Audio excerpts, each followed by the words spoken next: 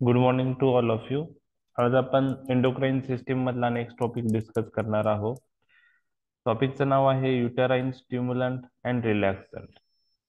Uterine स्टिम्युलंट्सला oxytocics किंवा abortifacients असेही म्हणतात. तर युटेराइन स्टिम्युलंट म्हणजे काय, की हे असे ड्रग्ज आहेत ते युटेराइन मोटिलिटी इन्क्रीज करतात. स्पेशली ऍट टर्म ते युटेराइन मोटिलिटी इन्क्रीज करतात किंवा युटेराइन कॉन्ट्रॅक्शन इन्क्रीज करतात. So these are the drugs which increase uterine motility specially at term. त्याला युटेराइन स्टिम्युलंट म्हणतात.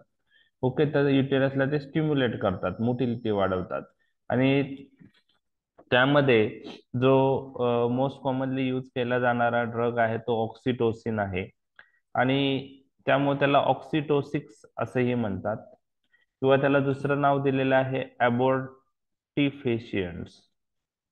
युटेराइन रिलॅक्सन हे असे ड्रग असतात की जे युटेराइन स्मूथ मसल रिलॅक्स करतात आणि इस्पेशली ते युटेराइन स्मूथ मसल रिलॅक्स करून लेबर पोस्टपोन करतात. त्याला टोकोलायटिक्स असेही म्हणतात.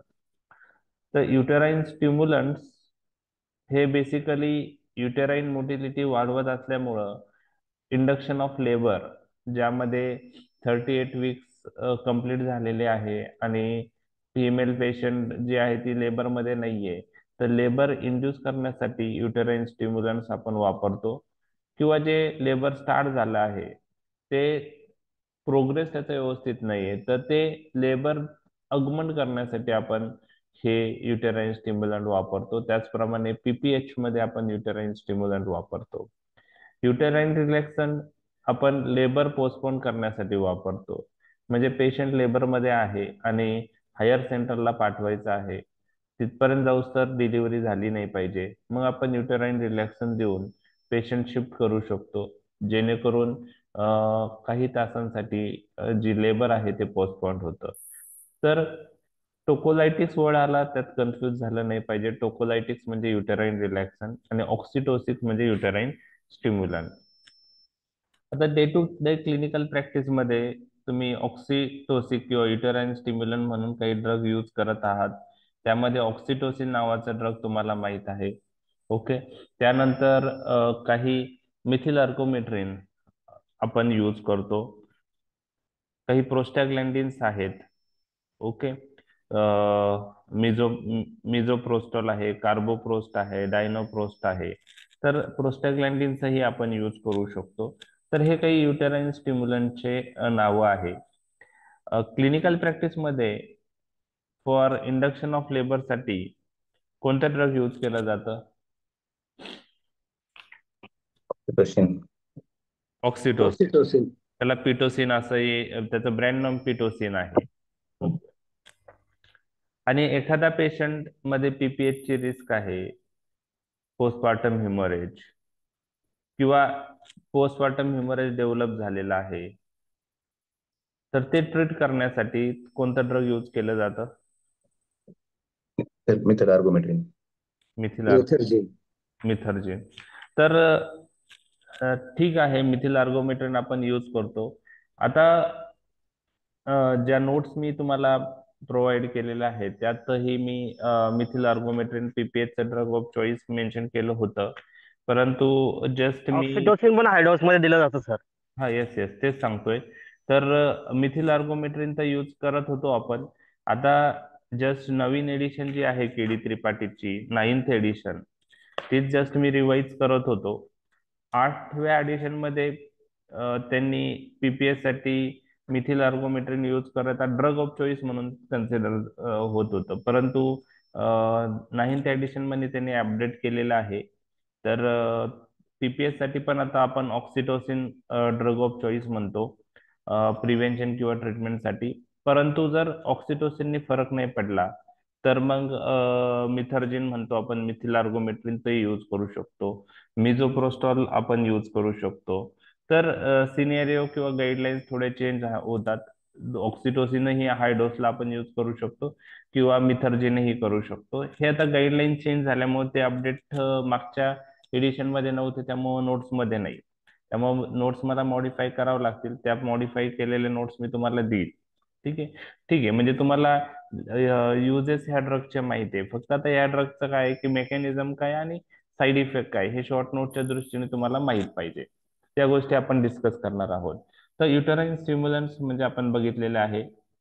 जे क्लासिफिकेशन आहे युटेराइन स्टिम्युलंट्स मध्ये, त्यामध्ये पोस्टेरियर पिट्युटरी हार्मोन जे आहे ते ऑक्सिटोसिन नावाचा हार्मोन आहे, बरोबर आहे. तर आपल्याला एक लक्षात ठेवायचं आहे की जे अँटेरियर पिट्युटरी आणि पोस्टेरियर पिट्युटरी हे पिट्युटरी ग्लॅन्डचे दोन पार्ट आहे.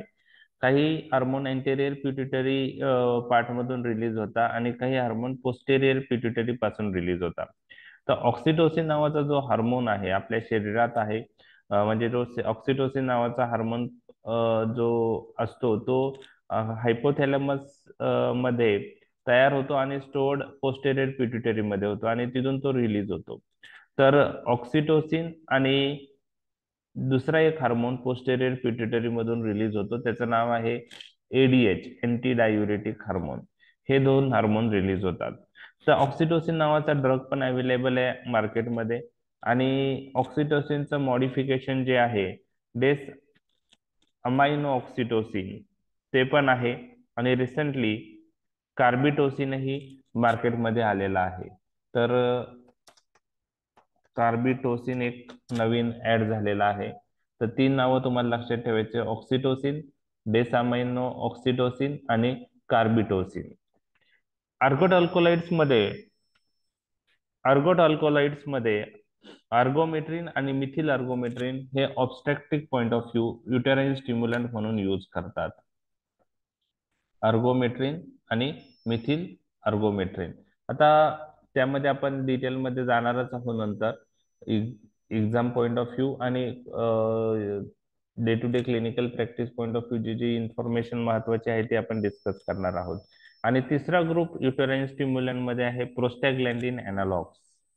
प्रोस्टॅग्लॅन्डिन अॅनालॉग्स त्यामध्ये कोणकोणते प्रोस्टॅग्लॅन्डिन अॅनालॉग्स आहे? Prostaglandin E2, prostaglandin F2 alpha, 15 methyl prostaglandin F2 alpha आणि मिझोप्रोस्टॉल. तर प्रोस्टॅग्लॅन्डिन E2 म्हणजे डायनोप्रोस्टॉन. प्रोस्टॅग्लॅन्डिन E2 अॅनालॉग जो आहे त्याला आपण डायनोप्रोस्टॉन म्हणतात. डायनोप्रोस्टॉन. प्रोस्टॅग्लॅन्डिन F2 अल्फा डायनोप्रोस्ट. ज्यावेळेस आपण प्रोस्टॅग्लॅन्डिन अॅनालॉग टॉपिक डिस्कस करू त्यावेळेस येईल. 15 methyl prostaglandin F2 alpha, कार्बोप्रोस्ट. Okay, कार्बोप्रोस्ट आणि मिझोप्रोस्टॉल हे प्रोस्टॅग्लॅन्डिन अॅनालॉग ही आपण युटेराइन स्टिम्युलंट म्हणून यूज करतो. एस्पेशली पीपीएच वगैरे त्या कंडिशन मध्ये हे प्रोस्टॅग्लॅन्डिन अॅनालॉगचा यूज होतो. तर प्रोस्टॅग्लॅन्डिन अॅनालॉग्स मध्ये प्रोस्टॅग्लॅन्डिन E2 म्हणजे डायनोप्रोस्टॉन, प्रोस्टॅग्लॅन्डिन F2 अल्फा म्हणजे डायनोप्रोस्ट, 15 मिथिल प्रोस्टॅग्लॅन्डिन F2 अल्फा म्हणजे कार्बोप्रोस्ट आणि मिझोप्रोस्टॉल हे ड्रग यूज केले जातात. तर यामध्ये तुम्हाला एक्झाम मध्ये काय येऊ शकतो? ऑक्सिटोसिन म्हणजे युटेराइन ऑक्सिटोसिस म्हणजे काय? दोन एक्झाम्पल सांगा, त्याची युजेस सांगा. 2 मार्कला. फरक ऑक्सिटोसिन आणि मिथिल आर्गोमेट्रिन मधला फरक विचारला जाऊ शकतो. तर हे 2 पॉइंट येतात. किंवा टोकोलायटिक्स म्हणजे काय आणि 2 एक्झाम्पल आणि त्याचे इंडिकेशन सांगा, असे तुम्हाला क्वेश्चन त्याच्यावर येऊ शकतात. तर यामध्ये पहिले आपण ऑक्सिटोसिन डिस्कस करूया. ऑक्सिटोसिन मी तुम्हाला सांगितलं की हायपोथॅलॅमस मध्ये सिंथेसाइज होतो आणि पोस्टेरियर पिट्युटरी मध्ये स्टोअर होतो आणि पोस्टेरियर पिट्युटरी मधून तो सर्क्युलेशन मध्ये रिलीज होतो ड्युरिंग क्वायटस, पार्च्युरेशन, ओके, डिलिव्हरीच्या वेळेस आणि सकलिंग.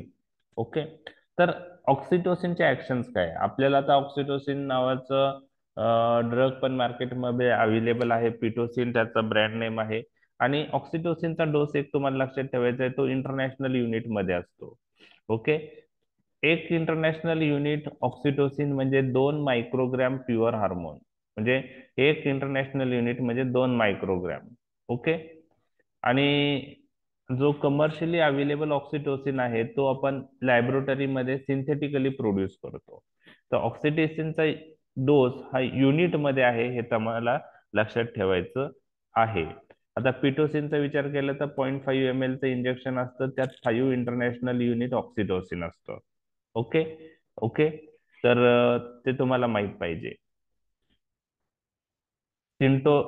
सिनॉन नावाचं जे ड्रग आहे त्यात पण ऑक्सिटोसिन आहे, त्यात 2 ml मध्ये 2 इंटरनॅशनल युनिट आहे.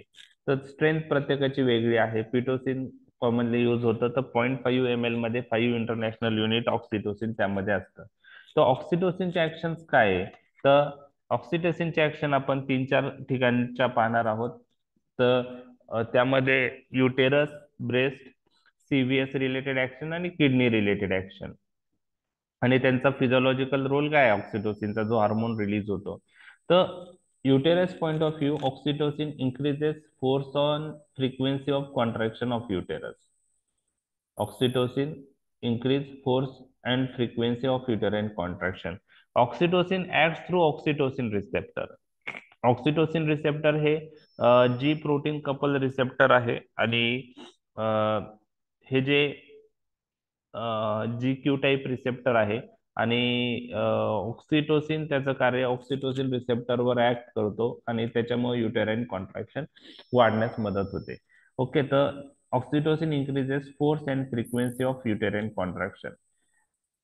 ऑक्सिटोसिनच्या कॉन्ट्रॅक्शन मध्ये एक तुम्हाला पॉइंट लक्षात ठेवायचा आहे की in between two contraction there is full relaxation occurs. So full relaxation occurs in between two contraction. जेव्हा आपण लो डोसला यूज करतो त्यावेळेस आपण डिस्कस करतोय.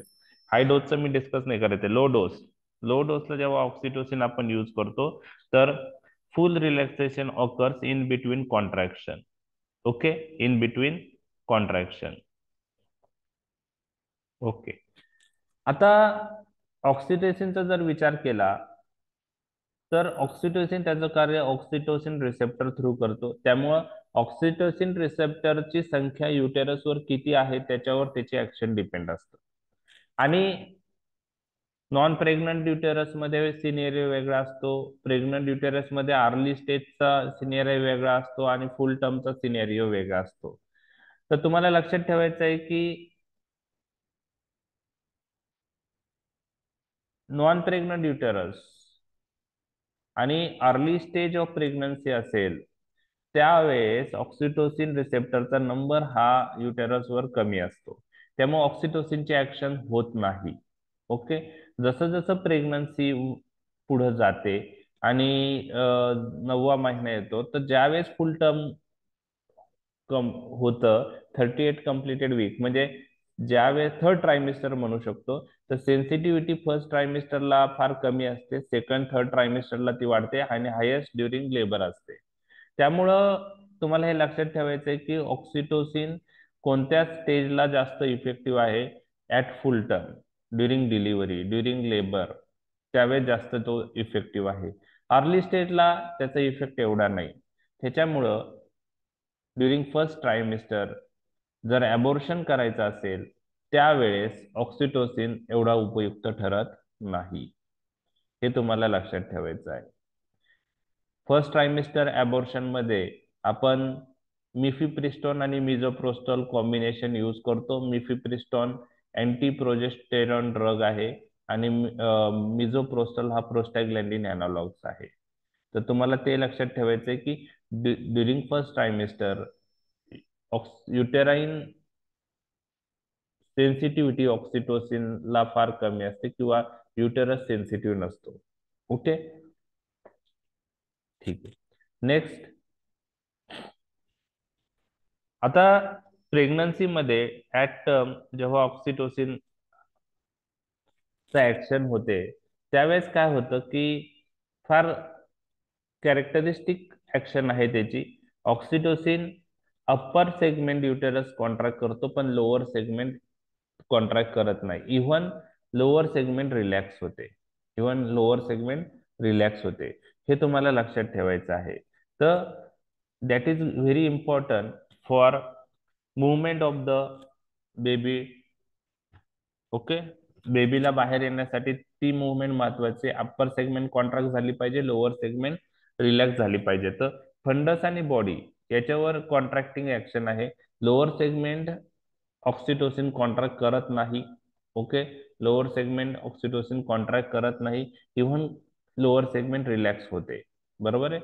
तर during labour for delivery of baby this coordination is very important. याच्या विरुद्ध जर विचार केला, मिथिल अर्गोमेट्रिन अप्पर सेगमेंट पण कॉन्ट्रॅक्ट करतं आणि लोअर सेगमेंटही कॉन्ट्रॅक्ट करतं. हा फरक तुम्हाला लक्षात ठेवायचा आहे. मेकॅनिझम ऑफ ऍक्शन मी तुम्हाला सांगितलं, oxytocin act through oxytocin receptor, आणि ऑक्सिटोसिन रिसेप्टर हे जी प्रोटीन कपल रिसेप्टर आहे, GQ टाईप रिसेप्टर आहे, आणि जनरल फार्मेकॉलॉजी मध्ये आपण पाहिलेलं आहे GQ टाईप रिसेप्टर ऍक्टिव्हेट झाले तर phospholipase C IP3 diacyl glycerol pathway activate होऊन कॅल्शियमची लेवल सेलमध्ये वाढते आणि त्यामुळे contraction of the smooth muscle होतात. त्याचमुळं ऑक्सिटोसिन युटेराइन कॉन्ट्रॅक्शन करतो. लक्षात आलंय हे? तर युटेरस रिलेटेड ऍक्शन लक्षात आली? Yes sir. ओके. आता ब्रेस्टवर काय ऍक्शन आहे? तर मिल्क इजेक्शन रिफ्लेक्स साठी ऑक्सिटोसिनचा रोल आहे. Oxytocin contract myoepithelium of mammary alveoli and forces milk into the bigger milk sinusoid, आणि त्यामुळं मिल्क बाहेर येण्यास मदत होते. तर मिल्क इजेक्शन रिफ्लेक्स तेवढं पण तुम्ही लक्षात ठेवलं तरी चालू शकतो. Oxytocin is having role in milk ejection reflex. Milk secretion साठी प्रोलॅक्टिनचा रोल आहे, पण मिल्क इजेक्शन साठी ऑक्सिटोसिनचा रोल आहे. ज्यावेळेस बेबी डिलिव्हर झाल्यानंतर जेव्हा आपण बाळाला दूध दूध पाजायला सांगतो आईचं, त्यावेळेस due to suckling by infant, ज्या इन्फंटनी सकलिंग केल्यामुळं हा ऑक्सिटोसिन रिलीज होतो आणि त्याच्यामुळं मिल्क इंजेक्शन होतो. आणि ही झाली ब्रेस्ट रिलेटेड ऍक्शन. आणि त्याच मिल्क इंजेक्शन ऍक्शन प्रॉपर्टीमुळं ऑक्सिटोसिनचा आता मिसयूज पण होतोय.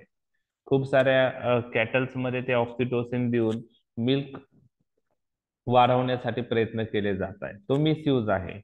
त्यामुळे आता ऑक्सिटोसिनचा जो अवेलेबिलिटी आहे ती फार रेस्ट्रिक्टेड केलेली आहे. आता हे युटेरस आणि ब्रेस्ट रिलेटेड ऍक्शन तुम्हाला माहित पाहिजे होत्या. बाकीच्या ऍक्शन जस्ट तुम्हाला नॉलेज पॉईंट ऑफ व्ह्यू माहित पाहिजे, पण युटेरसवर काय ऍक्शन आहे आणि ब्रेस्टवर काय ऍक्शन आहे ती तुम्हाला माहित पाहिजे. सीव्हीएस ऍक्शन काय आहे?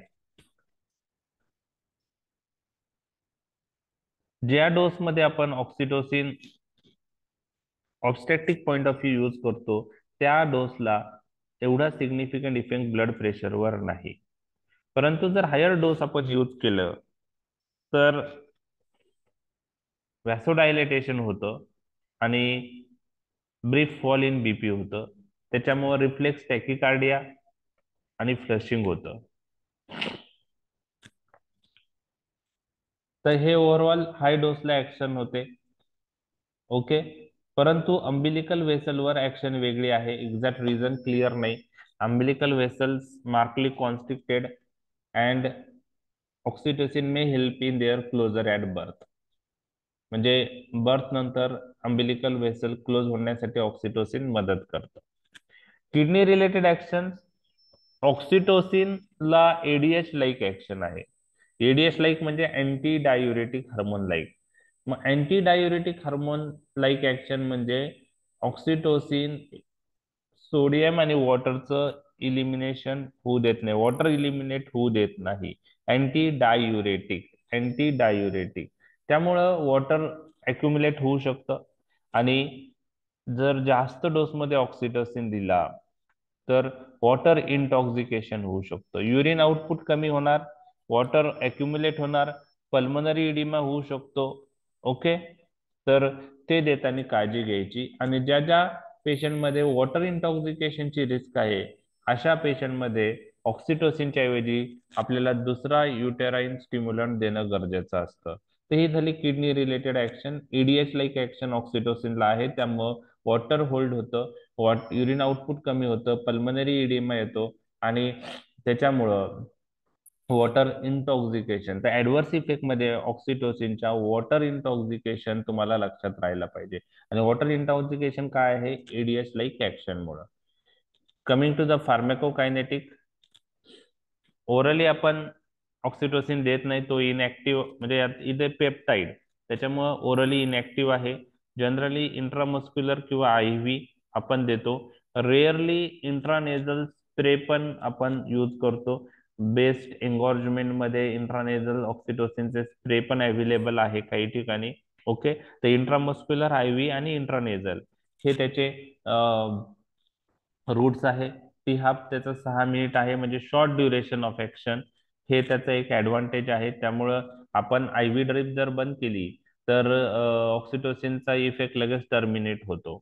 ओके, तर हे झाले त्याचे फार्मॅकोकायनेटिक्स युजेस. तर पहिला यूज आहे इंडक्शन ऑफ लेबर. तुम्हाला सर्वांना हा यूज माहित आहे. ओके, जर 38 वीक्स कंप्लीट झालेले असतील आणि फिमेल लेबरमध्ये नसेल, म्हणजे पोस्ट मॅच्युरिटी असेल, ओके, तर त्यावेळेस आपल्याला लेबर इंड्यूस करावं लागतं. कधी कधी 38 वीक्स कंप्लीट झालेले नसतात प्रेग्नन्सीचे, परंतु काही कॉम्प्लिकेशन्स असतात. जसं टॉक्झेमी ऑफ प्रेग्नन्सी आहे, डायबेटिक मदर असेल, मेम्ब्रेन रप्चर झालेला असेल, प्लॅसेंटल इन्सफिशियन्सी असेल, इरेथ्रोब्लास्टोसिस फिटॅलिस असेल, तर अशा वेळेस इवन 38 वीक्स कंप्लीट नसेल झाले तरी पण आपल्याला लेबर इंड्यूस करावं लागतं. तर अशा वेळेस for induction of labour oxytocin is the drug of choice. Drug of choice. Okay, तर कसं देतं आपण? 5 इंटरनॅशनल युनिट 500 ml ग्लुकोज किंवा सलाईन मध्ये मिक्स करतो आणि IV इन्फ्युजन स्टार्ट करतो. खूप स्लो रेटने द्यायचं. आणि ते देताना आपण युटेराईन कॉन्ट्रॅक्शन कसे आहे ते पाहिजे. जनरली 2 ते 4 इंटरनॅशनल युनिट मध्ये ऍक्शन येते. ज्यावेळेस युटेराईन कॉन्ट्रॅक्शन व्यवस्थित आलेले आहे, स्ट्रॉंग आलेले आहेत, त्यावेळेस ऑक्सिटोसिनची ड्रिप आपण बंद करायची. परंतु हे ऑक्सिटोसिन स्टार्ट करण्याआधी काही त्याला कॉन्ट्रा इंडिकेशन्स आहेत का ते पाहणं महत्वाचं आहे. म्हणजे तुम्हाला रूल आउट करणं महत्वाचं आहे कॉन्ट्रा इंडिकेशन्स. ओके ओके, तर आर्गोमेट्रिन किंवा प्रोस्टाग्लॅंडिन अॅनालॉग्स पेक्षा ऑक्सिटोसिन इंडक्शन ऑफ लेबरला प्रेफर करतो. त्याचप्रमाणे इटेराइन इनर्शिया असेल त्यालाही आपण प्रेफर करतो. त्याचे रिझन्स मी तुम्हाला नंतर सांगतो. फक्त आधी ते कसं देतात ते आपण बघितलेलं आहे. Okay,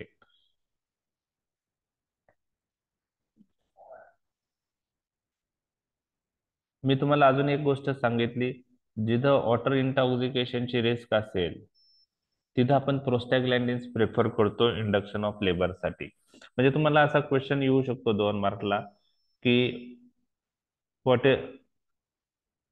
for induction of labour which drugs are use when oxytocin is not use for induction of labour. तर ज्यावेळेस कॉन्ट्राइंडिकेशन असेल त्यावेळेस, म्हणजे वॉटर इंटॉक्सिकेशनची रिस्क असेल, त्याच्याऐवजी ऑक्सिटोसिनच्या ऐवजी प्रोस्टाग्लॅंडिन आपण प्रेफर करतो इंडक्शन ऑफ लेबरला. तर हे एक तुम्हाला माहित पाहिजे. Water intoxication is important adverse effect of oxytocin. आता ऑक्सिटोसिनचं इन्फ्युजन स्टार्ट करण्यास अगोदर काही गोष्टी पाहिल्या पाहिजे. प्रेझेंटेशन पाहिलं पाहिजे. म्हणजे बेबीचं युटेरस मधलं प्रेझेंटेशन महत्वाचं आहे. ओके, लाय महत्वाचा आहे. फिटेल लंग्स मॅच्युअर झालेले आहेत का नाही ते पाहिलं पाहिजे. फिटेल लंग्स मॅच्युअर नसतील तर आपण थोडं वेट करणं गरजेचं आहे. सिफॅलोपेल्विक डिस्प्रपोर्शन आहे का नाही ते पाहिलं पाहिजे. सिफॅलोपेल्विक डिस्प्रपोर्शन असेल तर ऑक्सिटोसिन देणं आपण टाळलं पाहिजे. सिझारियन सेक्शन आपण प्रेफर केलं पाहिजे. सिफॅलोपेल्विक डिस्प्रपोर्शनचा अर्थ काय? तर पेल्विस आणि जे बेबीचं हेड आहे त्यामध्ये मिसमॅच असेल, पेल्विस छोटा असेल, बेबीचं हेड जास्त मोठं असेल, तर ऑक्सिटोसिन देऊन पण ते हेड बाहेर येणार नाही. बरोबर. आणि त्यामुळे फिटल डिस्ट्रेस होऊ शकतो. वरतून ऑक्सिटोसिन मग कॉन्ट्रॅक्शन होत आहे आणि बेबीचं हेड मोठं असल्यामुळे ते बाहेर येत नाही. त्यामुळं बेबी बाहेर नाही येत, युटेराइन कॉन्ट्रॅक्शन होतं. कॉन्ट्रॅक्शन झाल्यामुळे blood flow to the baby affect होऊ शकतो आणि त्यामुळं सर्क्युलेशन अफेक्ट होऊ शकतो. बेबी चा ब्रीथिंग इफेक्ट होऊ शकतं, ऍस्फिक्सिया मध्ये बेबी जाऊ शकतो आणि एक्सिस कॉन्ट्रॅक्शन झालं तर रप्चर पण होऊ शकतं युटेरस. त्यामुळं ऑक्सिटोसिन देण्याआधी बाकी सगळ्या ज्या गोष्टी आहेत त्या कन्फर्म करणं गरजेचं आहे. फिटल डिस्ट्रेस आहे का नाही ते पाहणं गरजेचं आहे. फिटल जर डिस्ट्रेस मध्ये असेल, ऑक्सिटोसिन देऊन ते डिस्ट्रेस अजून वाटू शकतो. युटेराईन स्कार आहे किंवा नाही ते पाहणं गरजेचं आहे, कारण युटेराईन स्कार असेल तर रप्चरचे चान्सेस असतात. बरोबर आहे. प्रिव्हियस प्रेग्नन्सी मध्ये सिझेरियन सेक्शन मुळे जर स्कार असेल तर युटेराईन स्कार रप्चर होऊ शकतो ऑक्सिटोसिन दिल्याने कॉन्ट्रॅक्शन ऑफ युटेरस होऊन. तर ह्या गोष्टी रूल आउट करणं गरजेचं आहे. तर हे झालं ऑक्सिटोसिन कसं दिलं जातं. ओके, इंडक्शन ऑफ लेबर मध्ये ते मी तुम्हाला सांगितलेलं आहे. त्याचप्रमाणे युटेराईन इनर्शिया यामध्येही ऑक्सिटोसिन यूज करतो. म्हणजे याचा अर्थ काय युटेराईन इनर्शिया? युटेराईन कॉन्ट्रॅक्शन आहेत पण ते फिबल आहेत, खूप कम म्हणजे कॉन्ट्रॅक्ट होतं युटेरस पण जसं पाहिजे तसं कॉन्ट्रॅक्ट होत नाही आणि लेबर प्रोग्रेस नाही होते. म्हणजे लेबर स्टार्ट झालंय पण प्रोग्रेस होत नाहीये. बरोबर आहे. मग त्याच्यासाठी आपण जेव्हा ऑक्सिटोसिन देतो त्या ती कंडिशन जी आहे युटेराईन इनर्शिया त्यात आपण देतो, त्याला आपण augmentation of labour point of view oxytocin देतो.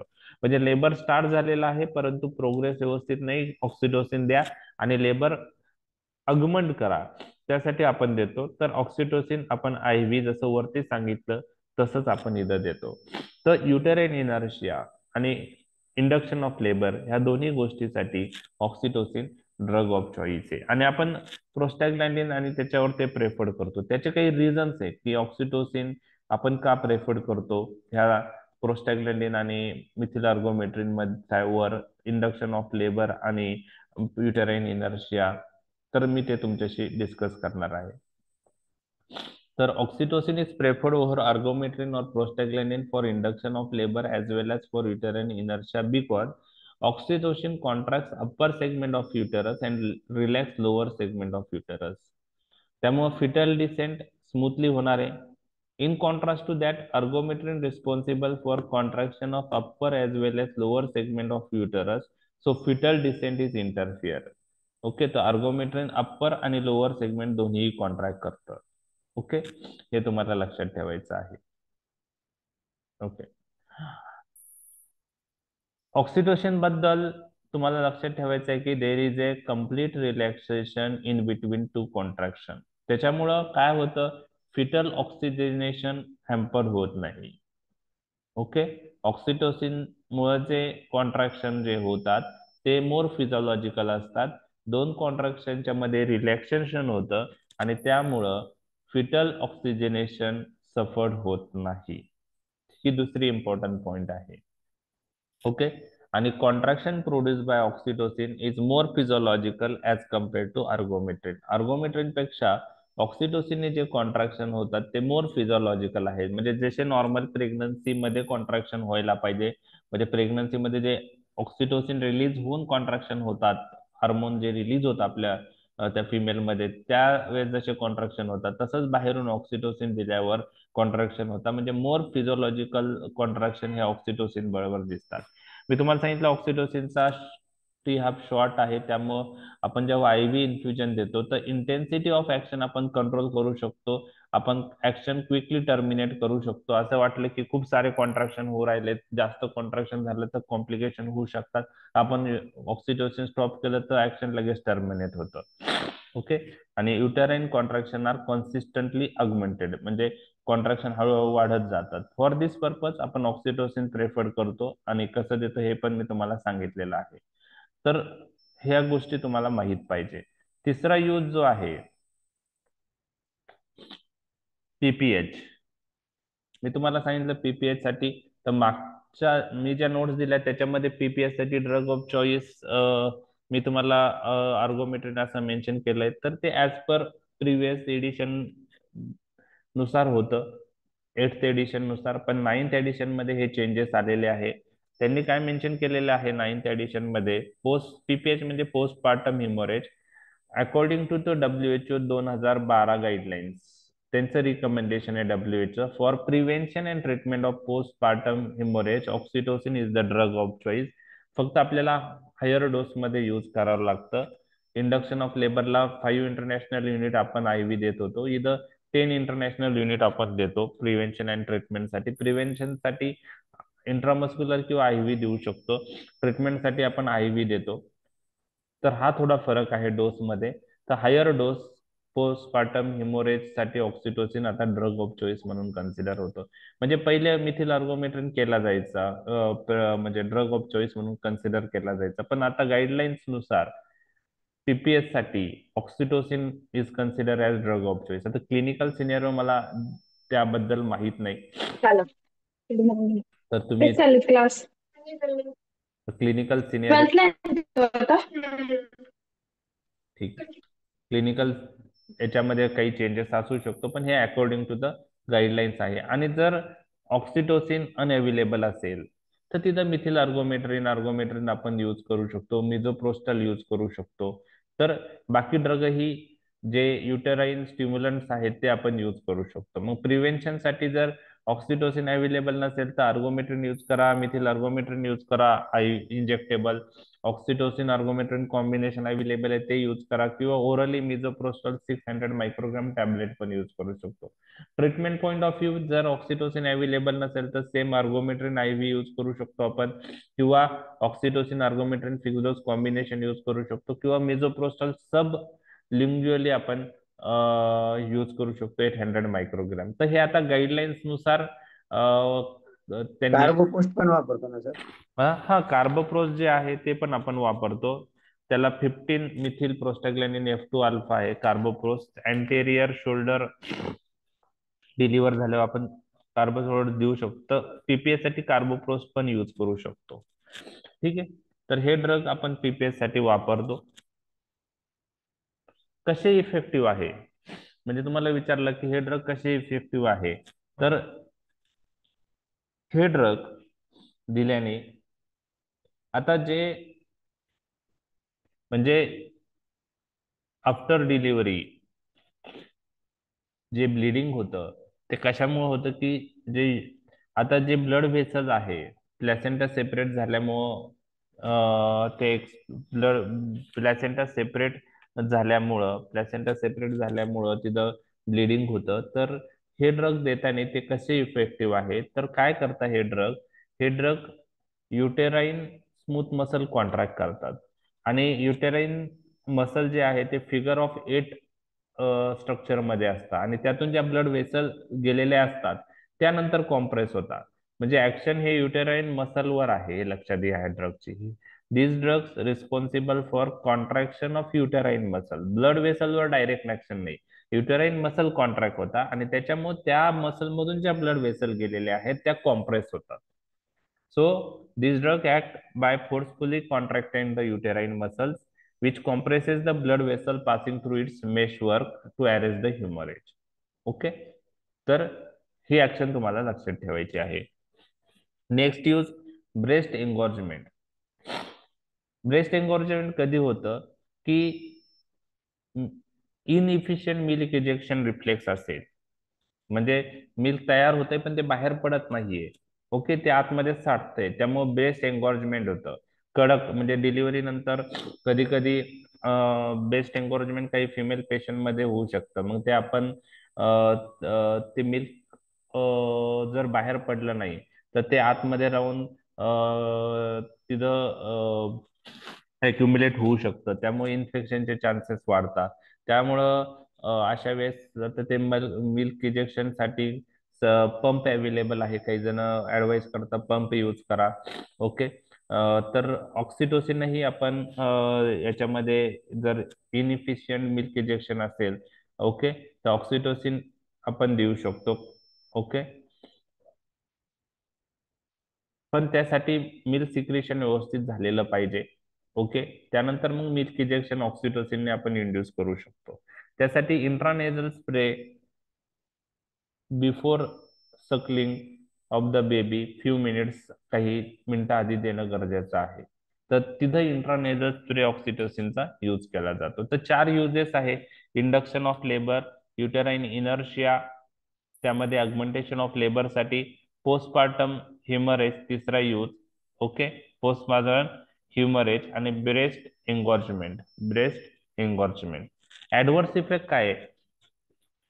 तर ड्युरिंग लेबर जर ऑक्सिटोसिन दिलं आणि खूप जास्त युटेराईन कॉन्ट्रॅक्शन आले, ओके, तर आणि सर्वाइकल डायलेटेशन व्यवस्थित झालेलं नसेल, तर त्या इनकम्प्लिटली डायलेटेड बर्थ कॅनल मधून हे बेबी पास होताना कॉम्प्लिकेशन होऊ शकतात. मग त्यात मॅटर्नल आणि फिटल सॉफ्ट टिश्यू डॅमेज होऊ शकता, युटेरस रप्चर होऊ शकतं, ब्रीदिंग बेबीचा एफेक्ट होऊ शकतो, फिटल ऍस्पेक्ट जे होऊ शकतो, आणि जास्त झालं तर डेथ पण होऊ शकते बेबीची. त्यामुळं यूज करताना ऑक्सिटोसिन हा व्यवस्थित यूज करणं गरजेचं आहे. डोस जास्त झाला तर too much contraction is harmful for baby also and mother also. तर maternal and foetal soft tissue injury, rupture of the uterus, foetal asphyxia आणि डेथ हे कॉम्प्लिकेशन्स होऊ शकतात.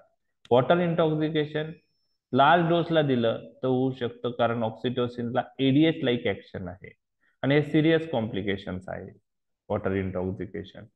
आता दुसरे जे ऑक्सिटोसिन सारखे ड्रग आहे, डेसामाइनो ऑक्सिटोसिन, हे buccal formulation point of view तयार केलेलं ड्रग आहे. ऍक्शन सेम आहे इंजेक्टेड ऑक्सिटोसिन सारखी, बट बकल फॉर्म्युलेशन.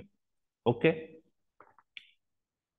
तर इंडक्शन ऑफ लेबर साठी आपण 50 international unit buccal tablet every 30 मिनिटला रिपीट करतो. मॅक्झिमम 10 टॅबलेट त्यात दिल्या जातात.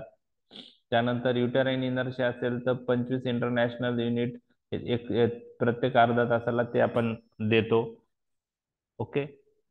युटेराईन इन्व्हॉल्युशन प्रोसेस साठी 25 ते 50 international unit 5 times daily for 7 days देतो.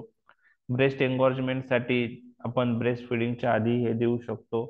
तर हे desamino oxytocin is a buccal formulation आहे, हे आपल्याला लक्षात ठेवायचं आहे. आणि रिसेंटली कार्बिटोसिन पण अवेलेबल झालेला आहे, लॉंग ऍक्टिंग अनालॉग आहे ऑक्सिटोसिनचा, for prevention of uterine atony after caesarean section. Caesarean section झाल्यामुळं नंतर युटेराईन अटोनी होऊ शकते आणि त्यामुळं आपल्याला कार्बोटोसिन त्या पेशंटमध्ये आपण देऊ शकतो. त्याचप्रमाणे पीपीएच कंट्रोल करण्यासाठी कार्बिटोसिन आपण यूज करू शकतो. आता दुसरा ड्रग आहे युटेराईन स्टिम्युलंट मध्ये अर्गोमेट्रिन आणि मिथिल अर्गोमेट्रिन. ऑक्सिटोसिन त्याचं कार्य ऑक्सिटोसिन रिसेप्टर थ्रू करतो. अर्गोमेट्रिन आणि मिथिल अर्गोमेट्रिन, ओके, हे त्याचं कार्य सिरोटोनिन रिसेप्टर थ्रू करतात. हा फरक तुम्हाला लक्षात ठेवायचा आहे. इतकं जरी लक्षात ठेव, सिरोटोनिन म्हणजे 5-HT रिसेप्टर, ओके. आणि ऑब्स्टॅट्रिक पॉइंट ऑफ व्ह्यू कोणते अर्गोट अल्कोलाइड यूज करतात? अर्गोट अल्कोलाइड म्हणजे आता हे पॅन डिराइव्ह ड्रग आहेत, त्यात अर्गोमेट्रिन आणि मिथिल अर्गोमेट्रिन आपण ऑब्स्टेट्रिक म्हणजेच ओबीजीवाय gynaec ओबीजीवाय point of view use करतो. तर त्यामध्ये त्याचे ऍक्शन काय आहे? त्याचे ऍक्शन आपल्याला युटेरसवर मेनली पाहिजे आहे. त्यानंतर सीव्हीएस आणि सीएनएस ऍक्शन पाहिजे आहेत. काही जीआयटी ऍक्शन आहेत. तर यातली युटेराईन ऍक्शन ऍटलिस्ट तुम्हाला व्यवस्थित माहित पाहिजे. तर ते पण युटेराईन स्टिम्युलंट आहे. ते पण फोर्स आणि फ्रिक्वेन्सी आणि ड्युरेशन ऑफ युटेराईन कॉन्ट्रॅक्शन वाढवतात. म्हणजे ergometrine, methyl ergometrine drug oxytocin सारखंच युटेराईन कॉन्ट्रॅक्शन वाढवतात. फक्त फरक काय आहे की methyl ergometrine upper as well as lower segment contract करतात. ओके. ऍट लो डोसला यूज केलं तर normal relaxation in between two contraction येतं, पण थोडा जरी डोस वाढवला, ओके, तर बेसल टोन आणि कॉन्ट्रॅक्शन जास्त दिसून येतं हायर डोसला. आणि हे जे कॉन्ट्रॅक्शन आहे ऑक्सिटोसिनचं हे मोर फिजिओलॉजिकल आहे. मी सांगितलं अर्गोमेट्रिन, मिथिल अर्गोमेट्रिनचं तेवढं फिजिओलॉजिकल नसतं. ऍक्शन सिरोटोनिन रिसेप्टरवर आहे आणि अल्फा ऍड्रेनर्जिक रिसेप्टरवर आहे. तर partial agonistic effect on 5-HT2 receptor and alpha adrenergic receptor. तर अल्फा ब्लॉक ऍड्रेनर्जिक रिसेप्टरच्या अल्फा ब्लॉकरच्या क्लासिफिकेशन मध्ये ही अर्गोट अल्कोलाइड आहेत. तर तुम्हाला ऍक्शन इथं तुम्हाला सिरोटोनिन रिसेप्टरवर महत्वाची आहे. ठीक आहे, 5-HT2 रिसेप्टरवर.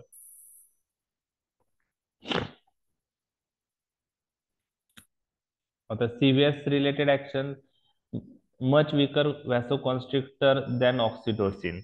म्हणजे हे ऑक्सिटोसिन पेक्षा कमी विकर व्हॅसोकॉन्स्ट्रिक्शन आहे. Can raise BP but not significant at doses use in obstetrics. BP यांनी वाढू शकतो. CNS point of view, no overt effect at usual doses. High dose produce complex action. Okay, आता त्यामध्ये detail books मध्येही mention केलेलं नाहीये, त्यामुळे ह्या फार्मॅकोलॉजिकल ऍक्शन तुम्हाला कोणीही विचारणार नाहीये. तुम्हाला फक्त युजेस आणि क्लासिफिकेशन, युजेस, ऍडव्हर्स इफेक्ट, म्हणजे फार्मॅकोलॉजिकल ऍक्शन्स किंवा फार्मॅकोकायनेटिक ऍक्शन्स डिटेलमध्ये तुम्हाला कोणीही विचारणार नाही. GIT high dose peristalsis ergot derivative increase करतात. Pharmacokinetic, methyl ergometrine is 1.5 times more potent than ergometrine at uterine site. म्हणजे मोर पोटेंट असल्यामुळे मिथिल अर्गोमेट्रिनचा डोस हा कमी असेल. रॅपिडली आणि completely absorb from oral route. Oxytocin आपण ओरली यूज करू शकत नाही, पण हे ड्रग आपण ओरली यूज करू शकतो. रॅपिडली आणि completely absorb by oral route. Onset of uterine action, orally जर दिलं तर 15 मिनिटात ऍक्शन येते, इंट्रामस्क्युलरली दिली तर 5 मिनिटात ऍक्शन येते, आणि IV जर यूज केला तर इमिजिएट ऍक्शन अर्गोमेट्रिन मिथिल अर्गोमेट्रिनचा आहे. टी हा 3 ते 4 तास आहे. ऑक्सिटोसिनचा 6 मिनिट होता, याचा 3 ते 4 तास आहे, त्यामुळे याची ड्युरेशन ऑफ ऍक्शन जास्त असणार. ओके, आता ऍडव्हर्स इफेक्ट काय आहे, तर करेक्ट वेने यूज केला तर फार रेअर ऍडव्हर्स इफेक्ट आहे याचे. Nausea, vomiting, rise in BP, हे काही ऍडव्हर्स इफेक्ट आहेत. ओके, मिल्क सिक्रेशन हे ड्रग कमी करतात after long term use due to inhibition of prolactin release. हे ड्रग प्रोलॅक्टिन रिलीज इनहिबिट करतात, त्यांना डोपामिनर्जिक ऍक्शन असल्यामुळं ऍडिशनल मिल्क सिक्रेशन खूप दिवस हे ड्रग यूज केले तर कमी होऊ शकतं. कॉन्ट्राइंडिकेशन काय आहेत ह्या अर्गोमेट्रिन मिथिल अर्गोमेट्रिनचे? पेशंटला जर व्हॅस्क्युलर डिसीज असेल, हायपरटेन्शन असेल, toxaemia of pregnancy presence of sepsis असेल, कारण हे ड्रग गँग्रीन कॉज करू शकतात व्हॅसोकॉन्स्ट्रिक्शन मुळे. ओके, लिव्हर आणि किडनी डिसीज असेल तर आहे. आणि Contra indicated in labour and before third stage of labour. म्हणजे आपण आफ्टर डिलिव्हरी आपण हे ड्रग PPS साठी यूज करू शकतो, परंतु ड्युरिंग प्रेग्नन्सी किंवा before third stage of labour दिलं म्हणजे तर त्याच्यामुळं लोअर सेगमेंट कॉन्ट्रॅक्ट झाला, अप्पर आणि लोअर सेगमेंट दोन्ही कॉन्ट्रॅक्ट करतात ते, त्यामुळं फिटल डिसेंट एफेक्ट होऊ शकतं. ओके, त्याच्यामुळं ते महत्वाचं आहे. पेशंट लेबरमध्ये नाही म्हणजे आहे, आणि before third stage of labour आपण म्हणजे लेबरच्या पण स्टेजेस आहेत, बरोबर आहे. First stage, second stage, third stage, तर ते लेबरचे स्टेजेस तुम्हाला माहिती आहे, त्यात मी डिटेलमध्ये जाणार नाही.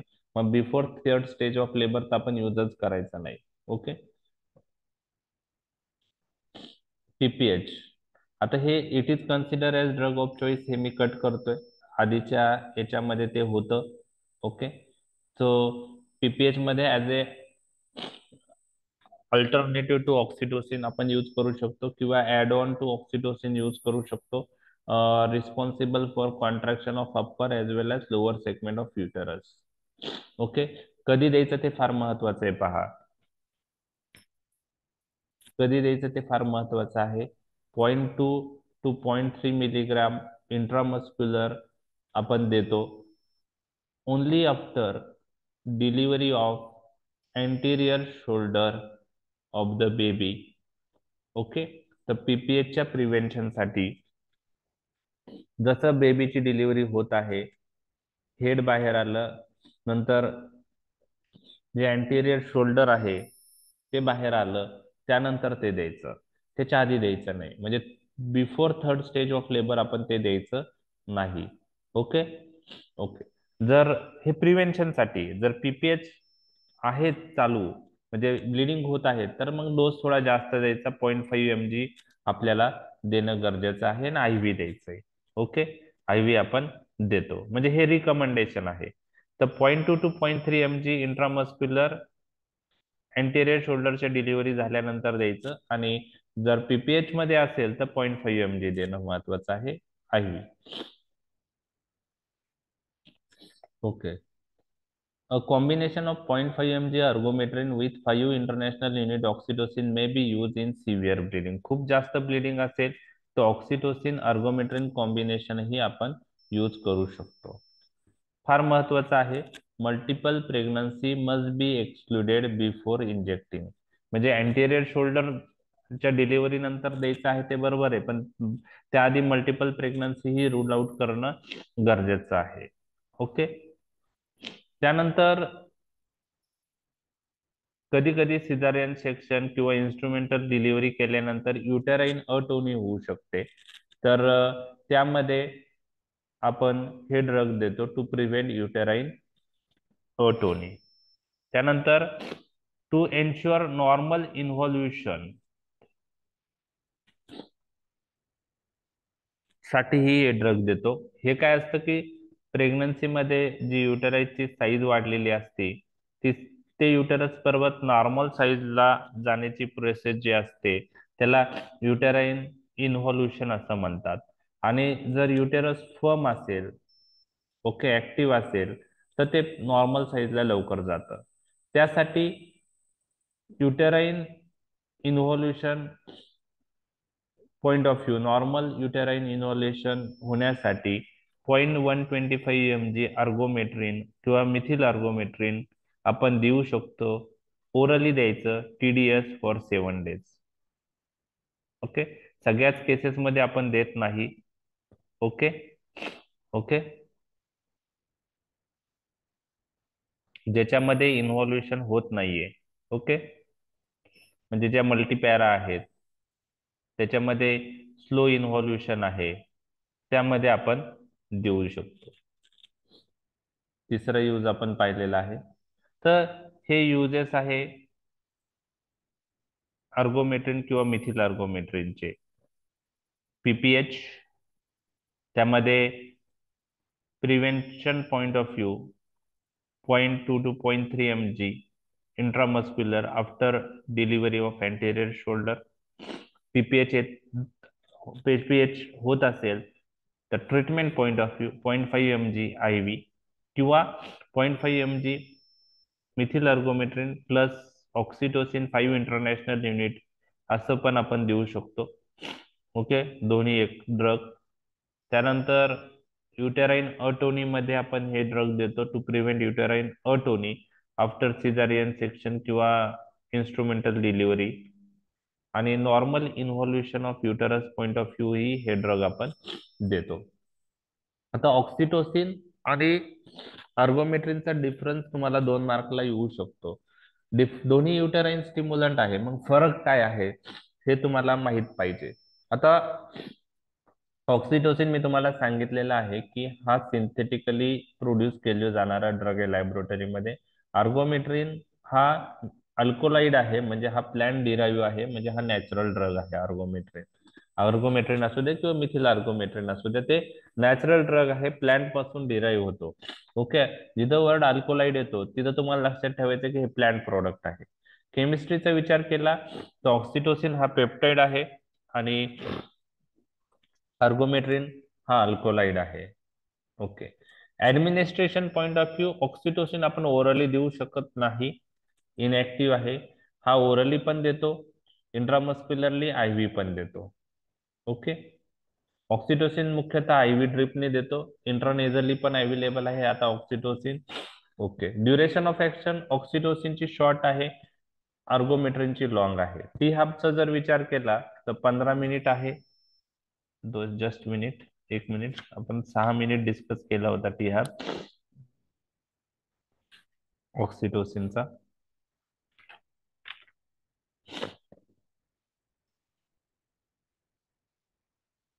ओके ओके 6 ते 12 मिनिट आहे ऑक्सिटोसिनचा टी हाफ. काही बुक्स मध्ये 15 असेल तर कमी आहे. आणि याचा 1 ते 2 तास आहे. तर त्यामध्ये थोडा चेंजेस असू शकतो. थोडक्यात काय, टी हाफ याचा शॉर्ट आहे, याचा लॉंग आहे. Mechanism of action, oxytocin oxytocin receptor through act होतात आणि अर्गोमेट्रिन हे 5HT3 रिसेप्टरवर ऍक्ट होतात. ऍक्शन युटेरसवर काय फरक आहे? Contract upper as segment and relax lower segment of uterus in case on oxytocin, आणि ergometrine contract both upper as well as lower segment of uterus.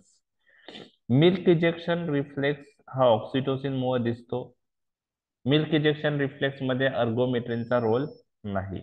Water intoxication adverse effect हा ऑक्सिटोसिनचा आहे. It is not seen with ergometrine. आपण हे कशासाठी use करतो oxytocin? Induction of labour किंवा augmentation of labour. Even आता पीपीएस साठी पण यूज करतो. अर्गोमेट्रिन पीपीएस साठी आपण यूज करतो किंवा युटेराइन अटोनीसाठी किंवा नॉर्मल इन्व्होल्युशन ऑफ युटेरस साठी यूज करतो. तर हे झाले डिफरन्शिएटिंग पॉइंट. लक्षात आले?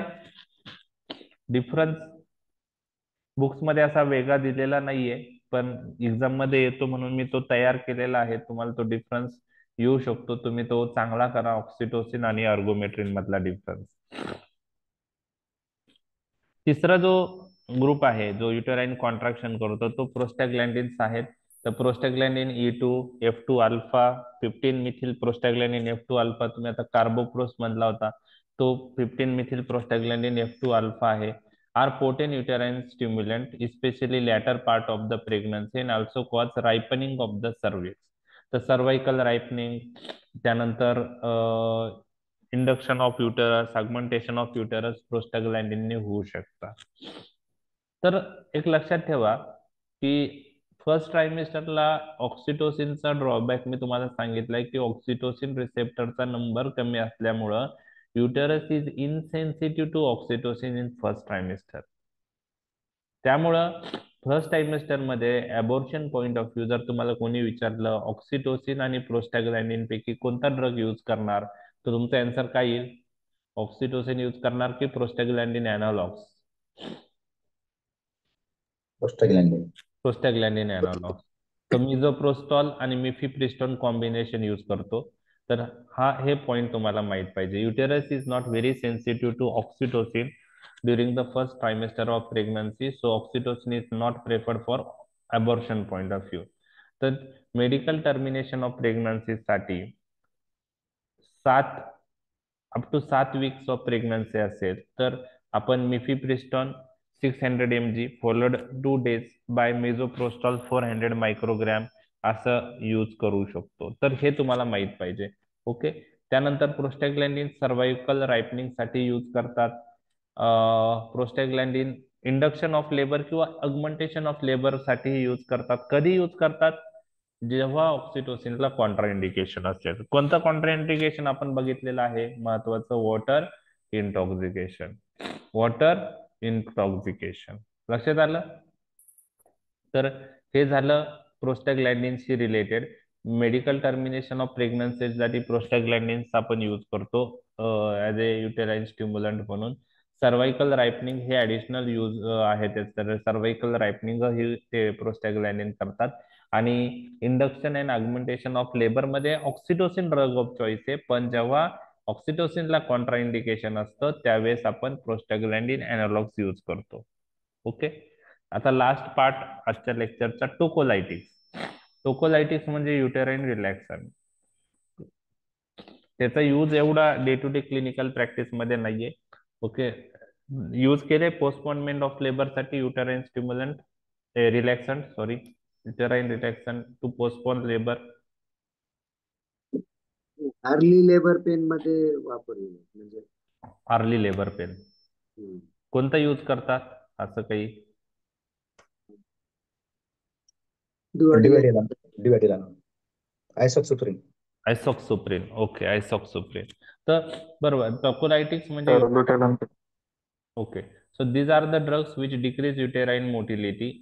These drugs are used to delay or postpone labor. Labour delay करण्यासाठी किंवा पोस्टपोन करण्यासाठी तुम्हाला हायर सेंटरला पेशंट पाठवायचं, त्यासाठी थ्रेटन अबॉर्शन जर असेल चान्सेस असेल तर ते अरेस्ट करण्यासाठी, प्रीमॅच्युअर लेबर पेन मध्ये. प्री मॅच ओके, आणि डिसमिनोरिया असेल तर त्यावेळेस आपण यूज करू शकतो. तर separation of premature labour may be needed to allow the foetus to mature. एखाद्या वेळेस कधी कधी कसं आहे की लंग्स मॅच्युअर नाहीये, बरोबर आहे, आणि डिलिव्हरीचे चान्सेस आहे, त्यावेळेस आपल्याला लंग मॅच्युरेशन साठी कॉर्टिकोस्टेरॉइड द्यावं लागतं. तोपर्यंत आपल्याला काय करावं लागेल की युटेराईन रिलॅक्सन देऊन लेबर पोस्टपोन करावं लागतं. त्यावेळेला आपल्याला टाइम भेटतो. ग्लुकोकॉर्टिकॉइड थेरपी फिटर लंग मॅच्युरेशन साठी डेक्झामिथाझोन 2 डोस देतो आपण. ओके. त्याचप्रमाणे मदरला हायर सेंटरला ट्रान्सफर करायचं असेल तर त्यासाठी आपण युटेराईन रिलॅक्सन यूज करून लेबर पोस्टपोन करू शकतो. परंतु त्याआधी काही गोष्टी पाहणं गरजेचं आहे. कोणत्या? जर मेम्ब्रेन रप्चर असेल तर लेबर पोस्टपोन करण्यात पॉइंट नाही. Don't use uterine relaxant. Antepartum haemorrhage असेल त्यामध्येही हे यूज करायचे नाही. सिव्हिअर टॉक्झेमिया ऑफ प्रेग्नन्सी असेल त्यातही लेबर पोस्टपोन करणं धोकादायक होऊ शकतं. इंट्रा युटेराईन इन्फेक्शन असेल किंवा फिटस डेथ झालेला असेल त्यात युटेराईन रिलॅक्सन यूज करायचे नाही. तर पहिले रूल आउट करायचं की लेबर पोस्टपोन आपण करू शकतो का नाही, बरोबर आहे. तर ह्या काही गोष्टी रूल आउट केल्यानंतरच टोकोलायटिक्स देणं उचित ठरेल. आता टोकोलायटिक्सचे एक्झाम्पल तुम्ही आयसोक्सुप्रिन सांगितलेलं आहे, साल्ब्युटामॉल, टर्ब्युटॅलिन आणि रिटोड्रिन. तर रिटोड्रिन ही यूज केलं जातं. ओके. हे सगळे ड्रग बीटा टू ओगोनिस्टिक ड्रग आहे. बीटा टू रिसेप्टर जर ऍक्टिव्हेट झाले, beta two receptor GS type receptor आहेत आणि ते ऍक्टिव्हेट झाले तर स्मूथ मसल रिलॅक्स होता, युटेराईन रिलॅक्सेशन इफेक्ट येतो. तर त्यामध्ये रिटोड्रिन जे आहे, ओके, हे प्रेफर केलं जातं. 50 microgram per minute IV infusion आपण देतो. Rate is increase every 10 minute till uterine contraction cease, म्हणजे कमी होऊ शकतं. ओके, तोपर्यंत देऊ शकतो. 48 तासापेक्षा जास्त आपण ते द्यायचे नाही. ओके. ओके. त्यानंतर काही अदर टोकोलायटिकचे एक्झाम्पल तुम्हाला माहित असणं गरजेचं आहे. अदर टोकोलायटिक्स मध्ये कोणकोणते आहे? अदर टोकोलायटिक्स मध्ये कोणते ड्रग आहेत? तर calcium channel blocker nifedipine, oxytocin antagonist atosiban, magnesium sulphate. Okay.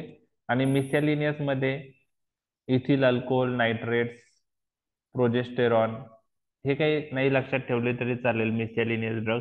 तुम्हाला बीटा टू अगोनिस्ट, रिटोड्रिन, साल्बिटामॉल, टर्ब्युटॅलिन, आयसोक्सुप्रिन हे तुम्हाला लक्षात राहतील. कॅल्शियम चॅनल ब्लॉकर, डिफेडिपिन, हे सगळे drug uterine smooth muscle relaxant effect दाखवतात. Oxytocin antagonist atosiban. Okay. Okay. आता ॲटोसिबॅन हा इंडियामध्ये अप्रूव्ह नाहीये, पण युरोप आणि UK त्याच्यामध्ये ॲटोसिबॅन अप्रूव्ह आहे.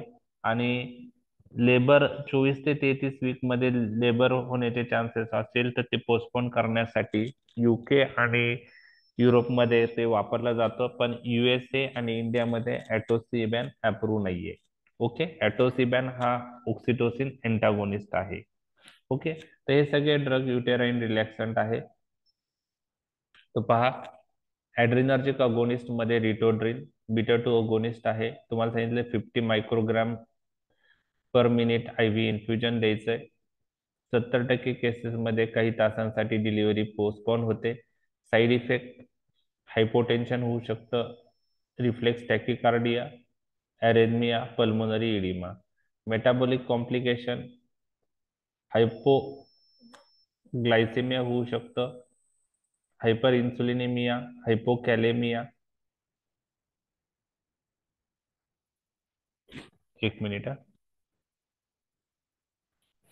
इथं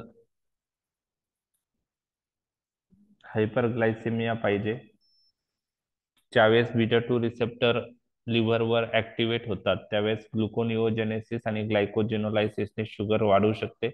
तर ग्लायसेमिया, हायपर इन्सुलिनिमिया आणि हायपोकॅलेमिया हे काही कॉम्प्लिकेशन्स बीटा 2 ओगोनिस्टमुळे दिसून येऊ शकतात. तर ठीक आहे, साईड इफेक्ट लक्षात राहणं अवघड आहे. तुम्हाला त्या साईड इफेक्ट कोणी विचारणार नाही, 2 मार्कलाच क्वेश्चन आहे, त्याच्यामुळे त्यानुसारच प्रिपेअर करा. निफेडिपिन हा कॅल्शियम चॅनल ब्लॉकर आहे. तुम्हाला माहित आहे हायपरटेन्शन मध्ये निफेडिपिन सस्टेन रिलीज टॅबलेट जी आहे ती प्रेग्नन्सी इंड्यूस हायपरटेन्शनला यूज करतात. त्याचप्रमाणे तुम्हाला लक्षात ठेवायचं की हा टोकोलायटिक म्हणूनही यूज केला जातो. ओके, तर युजेस मी डिस्कस केलेले आहे.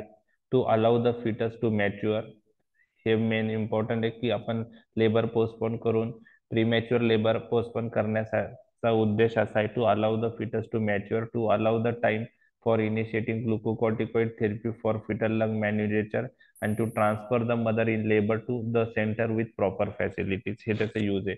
फक्त कन्फ्युजन कधी युटेराईन स्टिम्युलंट विचारलं तर कधी युटेराईन टोकोलायटिक्स लिहिले जातात, युटेराईन टोकोलायटिक्स विचारलं तर स्टिम्युलंट लिहिले जातात. तो तो कन्फ्युजन झाला नाही पाहिजे. बाकी drug day to day clinical practice मध्ये जे यूज करले जाणारे ड्रग आहेत म्हणजे आर्गोमेट्रिन झालं, ऑक्सिटोसिन झालं, हे तुम्हाला माहित आहे. त्यामुळे क्वेश्चन काही डिफिकल्ट नाहीये, जर आला तर अटेम्प्ट चांगल्या प्रकारे होऊ शकतो.